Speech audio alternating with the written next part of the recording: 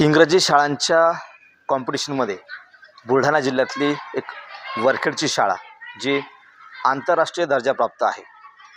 या शाळेमध्ये जवळपास 468 विद्यार्थी आजही शिक्षण घेतात. आपण जर पाहिलं तर बुलढाणा जिल्हा परिषदेच्या वरखेड इथली आंतरराष्ट्रीय दर्जा प्राप्त म्हणजेच आदर्श शाळा म्हणून जिला आपण म्हणू अशी वरखेड इथली जिल्हा परिषदेची शाळा आहे. 468 विद्यार्थी आजही या शाळेमध्ये शिक्षण घेतात. आपण जर पाहिलं तर हे शाळेचे शिक्षक आहेत जे आजही ड्रेस कोडमध्ये शाळेमध्ये येतात. उच्च शिक्षित असे हे शिक्षक आहेत. ग्रामस्थांची त्यांना साथ आहे आणि या ग्रामस्थांच्या साथीमुळेच त्यांच्या सहभागामुळेच आज ही शाळा आंतरराष्ट्रीय दर्जावरती पोहोचलेली आहे. विद्यार्थ्यांनासुद्धा ड्रेस कोड आहे. अनेक प्रकारचे शैक्षणिक उपक्रम शाळेतून चालवले जातात. विद्यार्थी जे आहेत आज अनेक परीक्षेमध्ये उत्तीर्ण झालेत.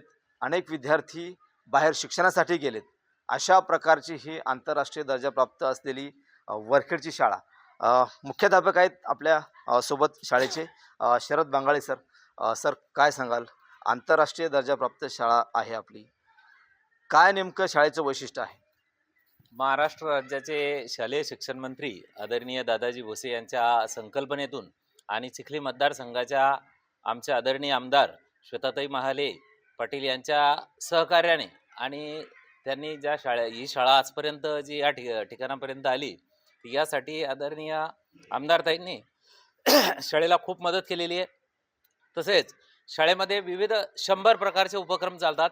यामध्ये मंथन असेल, BTS असेल, स्कॉलरशिप, सायन्स ऑलिम्पियाड, वेगवेगळ्या प्रकारच्या स्पर्धा परीक्षा आणि विविध 22 गावच्या खेड्यांमधून मुलं या ठिकाणी येतात.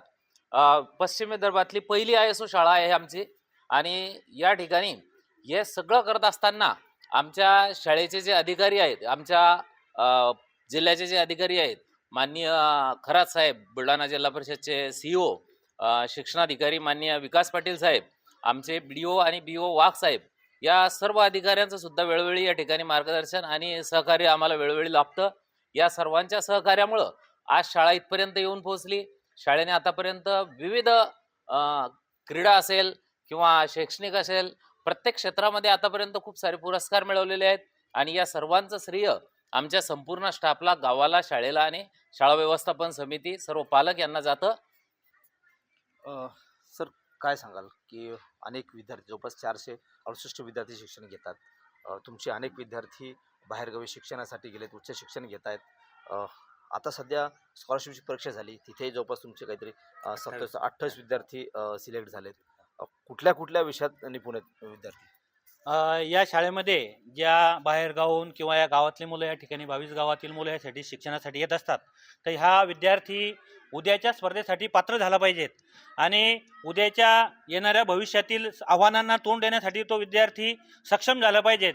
या अनुषंगाने आमच्या शाळेत पहिल्या वर्गापासूनच वर्ग 1 त्यासाठी ॲडिशनल CBSE अभ्यासक्रम शिकवला जातो. शाळेचा रेग्युलर सेमी इंग्लिशचा अभ्यासक्रम शिकवला जातो.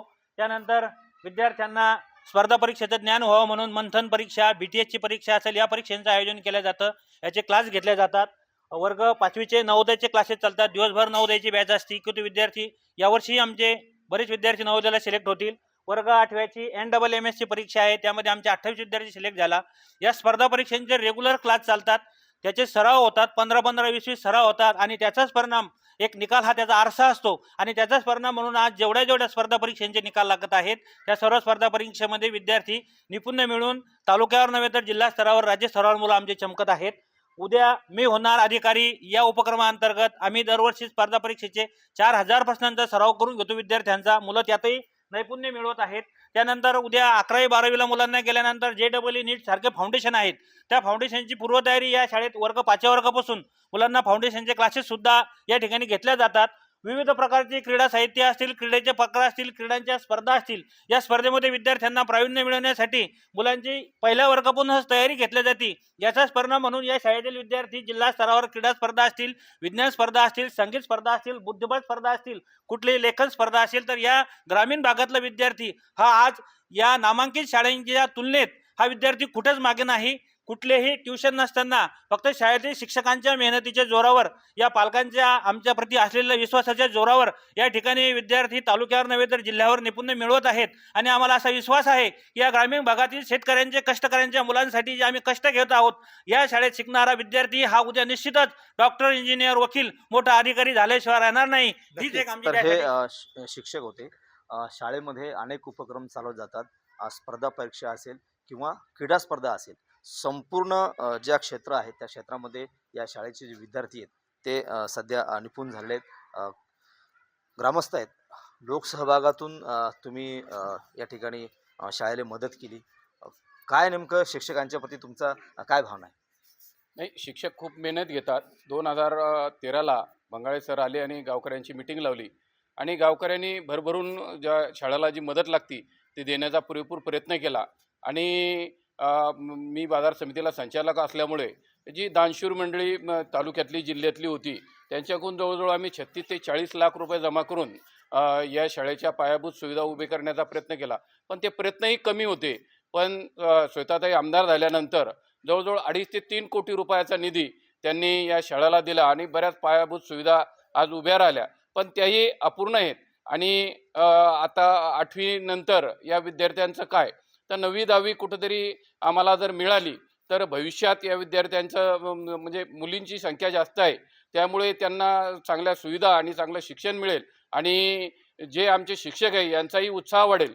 म्हणजे आमच्या या शाळेची गुणवत्ता अशी आहे की आत्तापर्यंत आमच्या शाळेचा एक विद्यार्थी MD झाला, एक दुसरा MDला गेला, एक विद्यार्थी जपानला चांगला इंजिनियर म्हणून आहे आणि MBBS, BMS, BDS असे 15 ते 16 विद्यार्थी आमच्या या शाळेचे आहेत आणि जवळजवळ 50 विद्यार्थी सैन्यात आहेत.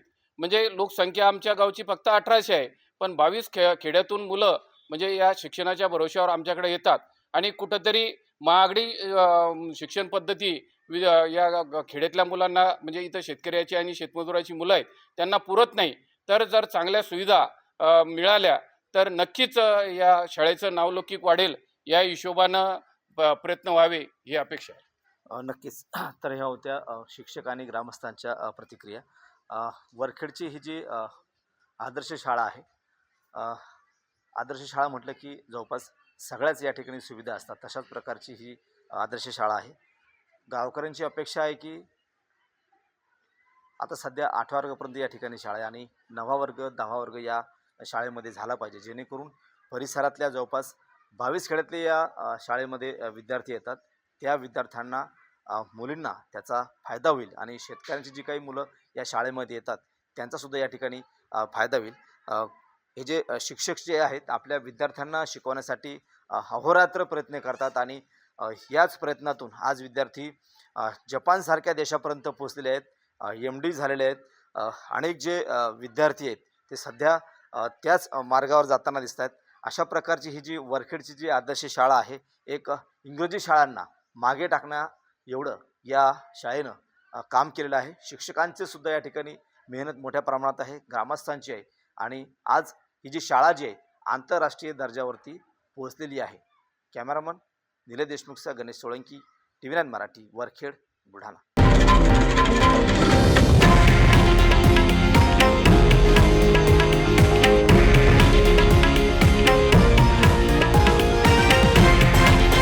हे आहे देशातील नंबर 1 न्यूज नेटवर्क आणि आपण पाहत आहात TV9 मराठी, एकमेव.